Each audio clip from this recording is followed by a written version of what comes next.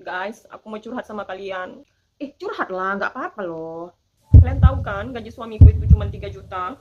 Iya, iya, gaji suamimu 3 juta. Kenapa rupanya? Gaji suamiku dipotong loh 2,5 juta, guys. Jadi gaji suamiku bulan ini tinggal 500 ribu. Sama loh, aku pun lagi stres juga. Toko gaji suamiku kan 7 juta kan, dipotong loh 300 ribu. Kau bayangin dari 7 juta dipotong 300 ribu, apa nggak pusing aku mikirkan yang 300 ribu itu? Ditambah lagi kebun sawit kami yang 10 hektar itu. Kan biasanya itu dapat untung sekitar 10 juta per bulan. Sekarang tinggal 9,9 juta. 100 ribu loh. Bayangkan kau lah, Cak. Jadi bukan kau aja yang lagi mengalami krisis ekonomi sekarang ini. Semua orang mengalami krisis ekonomi.